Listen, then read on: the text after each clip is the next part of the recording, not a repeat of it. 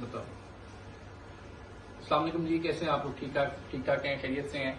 अच्छा जी, आपने जैसे देखा है एनेबलर्स ने EBR enabler split rank 6.0 launch किया है। उसकी न्यू स्ट्रेटजीज हैं और ये प्रोडक्ट रैंकिंग के लिए बहुत हाईली रिकमेंडेड स्ट्रेटजीज हैं। आप इसको अपनी प्रोडक्ट को रैंक करवाने के लिए आप यूज कर सकते हैं। सो क्विकली मेरी लैपटॉप स्क्रीन पे जाते हैं और वहां पे जाके देखते हैं कि व्हाट इज EBR और इसमें क्या न्यू फीचर्स या क्या न्यू स्ट्रेटजीज ऐड की गई हैं ताकि आप अपनी प्रोडक्ट को एक कम टाइम फ्रेम में कम बजट के साथ में उसको रैंक करवा सके।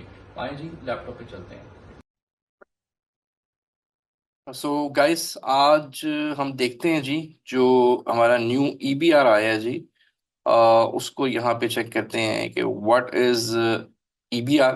मैं आपको एक बार डिटेल में एक्सप्लेन कर दूं कि EBR एनेबलर्स ब्लिट्स रैंक क्या है, EBR वर्जन 6.0 क्या है, और ये किस तरह से आपके रैंकिंग मेथड में किस तरह से आपको हेल्प आउट करता है। So one by one points को क्विकली डिस्कस करते हैं और आपको बताते हैं कि आप कोई भी अपनी जो न्यू प्रोडक्ट है, न्यू लॉन्च है, उसको EBR के थ्रू जो है आप किस तरह से उसको रैंक करवा सकते हैं। सबसे पहला पॉइंट है जी listing creation. The launch and release dates will be set for a future time 1 month later than the expected inventory arrival date at the Amazon warehouse। इसका मतलब कि एक तो आप हमेशा याद रखें, लिस्टिंग आपने जो है 1 month पहले बनानी होती है, बट जो आपकी इन्वेंट्री की रिलीज डेट होती है जो उसको आपने सेट करना होता है, वो मेक श्योर करें कि जब आपकी इन्वेंट्री पहुंचने वाली हो 15-20 दिन, मतलब जब आपको कंफर्म है कि इतने टाइम में आपकी इन्वेंट्री पहुंच जाएगी, देन आप उसकी जो है फ्यूचर रिलीज डेट आप उसकी आप सेट करते हैं, अराइवल डेट जो भी होती है, ठीक है, उसके मुताबिक। ये एक मेन बड़ा पॉइंट है कि लिस्टिंग क्रिएट आपने कब करनी है, जो डमी लिस्टिंग आप बनाते हैं, ताकि आपका शिपिंग प्लान बन सके। और उस शिपिंग के प्लान के अकॉर्डिंग जब आपकी शिपमेंट जो है वो आने वाली हो, तो फिर आपने उसके मुताबिक रिलीज डेट आपने शिपमेंट अराइवल डेट के मुताबिक बनानी है। सेकेंड पॉइंट हमेशा याद रखें कि जिसको लॉस एंड रिटेन स्ट्रेटेजी कहा जाता है, कि आपकी launch your product at a break even price with a minimum PPC until you receive good ratings and reviews on listing. कभी भी आप PPC पे without planning, without strategy, without budget plan कभी भी स्पेंडिंग नहीं करते, ठीक है। और सबसे इंपॉर्टेंट पॉइंट कि हमेशा जब आप पहली लॉन्च, फर्स्ट लॉन्च करते हैं या फर्स्ट इन्वेंट्री जाती है, उसको आप ब्रेक इवन प्राइस पे रखते हैं। अक्सर स्टूडेंट्स या लोग गलती करते हैं, ज्यादा प्रॉफिट के चक्कर में वो पहले दिन से ही अपना जो प्राइस है वो कंपैटिटर से ज्यादा रखते हैं। तो कंपैटिटर से प्राइस आपने ब्रेक इवन पे रखनी है, जिसका मतलब कि no loss no profit, landing cost की प्राइस आपने रखनी है, और उस पे आपने एटलीस्ट कम बजट के साथ PPC आपने रन करनी है अंटिल कि आपके पास अच्छी रेटिंग्स और रिव्यूज ना आ जाए। फोर्थ पॉइंट है यहाँ पे जी सैबूस का, कि इसमें काफी लोग कंफ्यूज होते हैं कि सैबूस करवाने चाहिए या नहीं करवाने चाहिए। यहाँ पे एक पॉइंट है जी, don't get sabos until you need them. आप पहले देख लें, आपको जरूरत है तो करवाएं, ठीक है, लेकिन इसके करवाने का भी एक मैकेनिज्म है, एक एल्गोरिथम है। और you will need sabos if someone leaves a negative review. फिर तो डेफिनेटली आपको सैबोस चाहिए। अगर आपकी लिस्टिंग पे या प्रोडक्ट पे आपके नेगेटिव रिव्यूज आए हैं, तो फिर आपको सैबोस करवाने पड़ते हैं थ्रू लिस्टिंग प्रमोटर्स या थ्रू फ्रेंड एंड फैमिली जो आपकी प्रोडक्ट के ऊपर रिव्यू करते हैं। If your product needs good sales velocity, then definitely आपको सैबोस करवाने पड़ते हैं, ठीक है। और इसका भी होता है कि डेली 2 या 4 से ज्यादा सैबूस आपने नहीं करवाने होते। एवरेज जो मैं अपने, जो मेरा अभी तक एक्सपीरियंस रहा है, कि एक दिन में आप 2 या 3 सैबूस मैक्सिमम करवाएं, अगर इस सारी चीजों में आपकी प्रोडक्ट फॉल करती है। अच्छा, इसमें एक पॉइंट था जी जो मैं स्किप कर गया, A/B testing. What is A/B testing, आपको क्विकली बता दो जी। Amazon ने एक नया अपना एक फीचर इसमें दिया है कि आप अपने लिस्टिंग को 2 सेगमेंटेशन में डिवाइड करके टेस्टिंग कर सकते हैं कि किस पे लिस्टिंग पे ज्यादा ट्रैफिक आपके पास आ रही है, ठीक है। इसमें आप क्या करते हैं जी, इसके अंदर Amazon के अंदर Amazon ने एक फीचर दिया है जी आपको, आपके पास जो भी आपका रिक्वायर्ड एसएन है जो एलिजिबल है टेस्टिंग के लिए, इसको आप करते हैं जी manage your experience. Seller central के अंदर पेज टैब है, वहां से जाके आप क्लिक न्यू एक्सपेरिमेंट करें और अपनी लिस्टिंग को आप दो एट्रीब्यूट्स में डिवाइड करते हैं। मतलब एक जिस पे ऑलरेडी आपके पास ट्रैफिक आ रही है, दूसरी जिस पे आप टेस्ट करना चाह रहे हैं कि प्रोडक्ट इमेजेस को आप अगर बेहतर कर सकते हैं या उसको चेंज कर सकते हैं, इन्फोग्राफिक को। इसी तरह प्रोडक्ट टाइटल के अंदर आप कीवर्ड या जो आपका मेन जो टॉप फ्रेज है उसको चेंज कर सकते हैं। फीचर को थोड़ा सा पहली लिस्टिंग से थोड़ी सी चीजें आप डिफरेंट करके आप टेस्ट कर सकते हैं कि किस पे ज्यादा ट्रैफिक आ रही है, किस पे ज्यादा रीच आ रही है।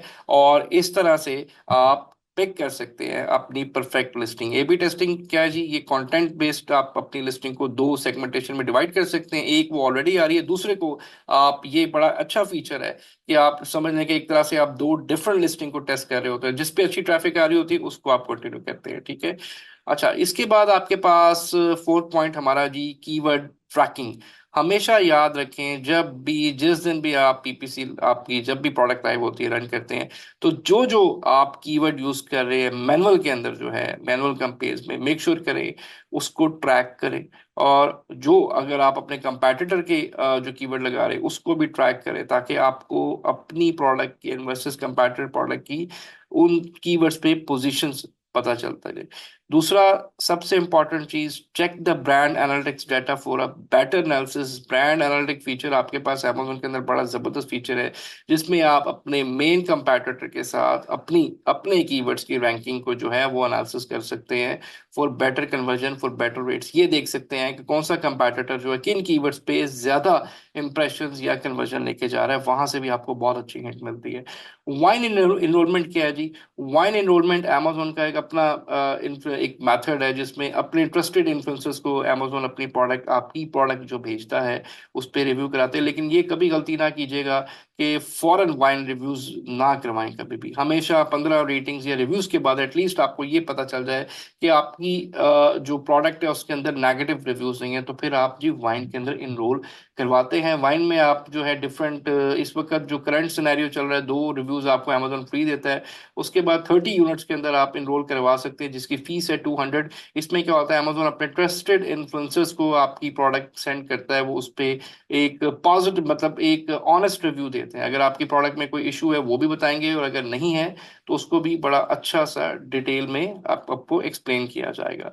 तो वाइन एनरोलमेंट भी एक सेल्स वेलोसिटी बढ़ाने के लिए एक बहुत अच्छा मेथड है, ठीक है। इसके बाद पॉइंट नंबर 7 है जी, जिसको आप हम करते हैं कि इसके साथ साथ ब्रांड बिल्डिंग के पर्पज से एक्सटर्नल ट्रैफिक बहुत जरूरी है, जिसमें कि आप Amazon के पीपीसी के डैशबोर्ड के अंदर ही हमारे पास Amazon एट्रीब्यूशन का लिंक होता है, जिसमें आप फेसबुक, इंस्टाग्राम, आप किसी भी मेथड से, लाइक यूट्यूब है, टिकटॉक है, गूगल है, इन्फ्लुएंसर मार्केटिंग है, पिंटरेस्ट है, यहाँ से भी आप कंपेन्स ड्राइव करके अपने ब्रांड की तरफ उसको जो है रीडायरेक्ट कर सकते हैं। अपनी ब्रांड अवेयरनेस के लिए आप बढ़ा सकते हैं, क्योंकि ये डेफिनेटली बड़े स्ट्रॉन्ग नेटवर्क्स हैं, फेसबुक, टिकटॉक इस वक्त, और पिंटरेस्ट जो है। तो यहाँ से भी ट्रैफिक आप अपने ब्रांड की तरफ डाइवर्ट कर सकते हैं थ्रू एट्रीब्यूशन लिंक। इसके बाद सबसे मेन चीज ये आती है पीपीसी कैंपेन स्ट्रक्चर, ठीक है जी, जिसमें सबसे पहले आपको बताया गया है कि आपकी नई प्रोडक्ट है, उसको हमेशा पहले जो है auto campaign with different bidding strategies and placement के साथ हमेशा जाए, ठीक है। ये आपको पीपीसी जो है, ये चीजें जो है आपको अमेजोन के अंदर से ही प्रोडक्ट अपॉर्चुनिटी एक्सप्लोरर की रिपोर्ट से भी आप ये चीजें बना सकते हैं कि डिफरेंट ऑटो कैंपेन्स बनाए, जिसमें क्लोज मैच है, लूज मैच है, सब्स्टिट्यूट है, और उस पर डिफरेंट बिडिंग स्ट्रेटजीज के साथ जो है एंड प्लेसमेंट के साथ आप जो है जाए। दूसरी पॉइंट है जी, दूसरा पॉइंट, हेड सर्च एड्स। अगर आपके पास जो सेकंड आपका आता है स्पॉन्सर्ड ब्रांड जो है, अगर 3 ऐसे है, तो फिर आप हेडलाइन सर्च एड्स पे भी जो है आप कैंपेन्स बना सकते हैं, ठीक है।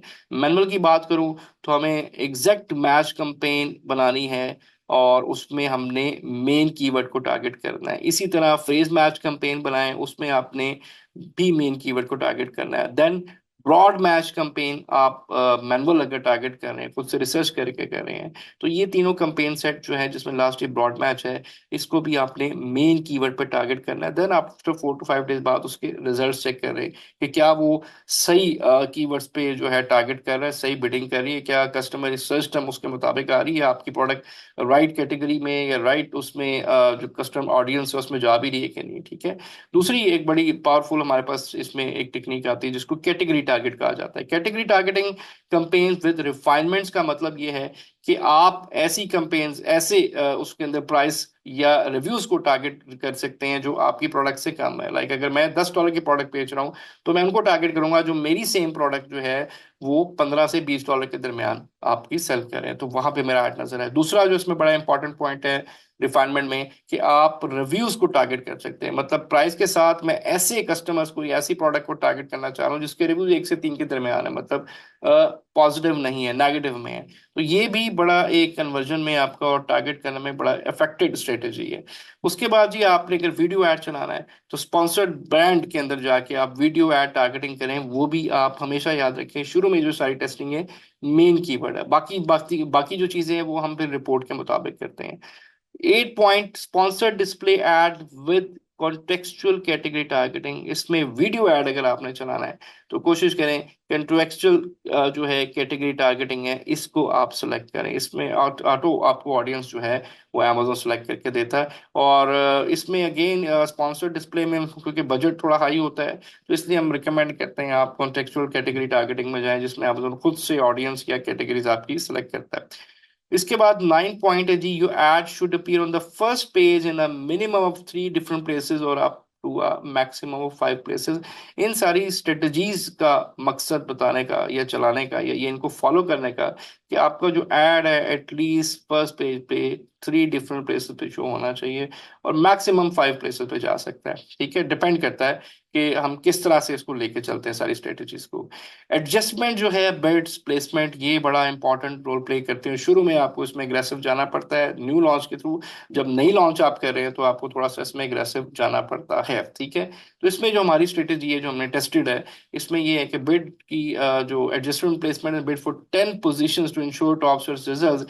एटलीस्ट आपको 20 से 30% के दरमियान जो है अपना बजट आपको इसमें रखना पड़ता है, जिसकी वजह से आपकी विजिबिलिटी ज़्यादा अच्छी होती है। और आल्सो इसमें आप प्रोडक्ट पेजेस पे भी जो है आप डिफरेंट अपने कंपैटिटर्स के शो होते हैं। तो ये जो है परसेंटेज ये अगेन वेरी करती है आपके बजट पे, लेकिन हमने जो टेस्ट किया है वो 20 से 30 के दरमियान बड़ी अच्छी एक बजट रेंज है जिसमें आप अपनी प्रोडक्ट को विजिबल कर सकते हैं। लास्ट पॉइंट इसमें कि कॉन्टिन्यूसली अपनी पीपीसी को एड्स को ऑप्टिमाइज करें। ये नहीं कि आप डेली बेसिस पे आप तो डेफिनेटली 2 दिन का गैप दें, 3 दिन का गैप दें और देखें कौन सी कंपेन किस तरह से परफॉर्म कर रही है, उसका ऑडिट करें। ऑडिट इज मस्ट, ताकि आपको पता चले कौन सी कंपेन कितना बजट शेयर कर रही है और उस बजट शेयर से कितनी सेल्स आपके पास आ रही है, ताकि जब नेक्स्ट कंपेन आप बनाएं तो आप देख सके किस कंपेन को आपने कम बजट देना है, किसको ज्यादा करना है, किसको बंद करना है। तो ये बेस्ट आपकी स्ट्रेटेजीज हैं इस वक्त, और इसको अगर आप अडॉप्ट करें तो इंशाल्लाह आपकी प्रोडक्ट जो है अच्छी रैंक हो सकती है। ठीक है, लास्ट पॉइंट है इसमें जी backup plans, point number 9। Prepare backup marketing plans for platform such as Shopify, TikTok, eBay, Walmart. इसका मतलब ये जी जब आप Amazon पे स्टेबल हो जाते हैं तो दिस इज द पॉइंट जहाँ पे ब्रांड बिल्डिंग की बात होती है कि आप ये नहीं है कि सारी लाइफ या सारा टाइम एक प्लेटफॉर्म पे रहें। हम भी, मैं भी ऐसे ही करता हूँ जी। अगर एक चीज एक जगह स्टेबल है देन दूसरी मार्केट प्लेसेस को टेस्ट करना जरूरी है ताकि मल्टीपल इनकम स्ट्रीम बन सके और ब्रांड बिल्डिंग हो सके। ब्रांड आपका बिल्ड करना, अगर आप ब्रांड बना रहे तो खाली आप Amazon पे नहीं रह सकते, आपको डिफरेंट मार्केट प्लेसेस भी टेस्ट करनी चाहिए, जिसमें टॉप ऑफ द सर्च जो है वो शॉपिफाई आ जाता है, देन टिकटॉक है, देन ईबे आ जाता है, वॉलमार्ट है। तो जब Amazon पे आप स्टेबल हो जाए तो मेक श्योर करें अपनी बाकी की टेस्टिंग इन प्लेटफॉर्म पे भी जरूर करें फॉर ब्रांड बिल्डिंग पर्पस। ठीक है जी, थैंक यू सो मच जी। आई होप आपको ये पूरा EBR मैंने क्विकली आपको समझा दिया है, इसको फॉलो करें, इंशाल्लाह आपकी प्रोडक्ट रैंक होगी। थैंक यू जी, थैंक यू सो मच।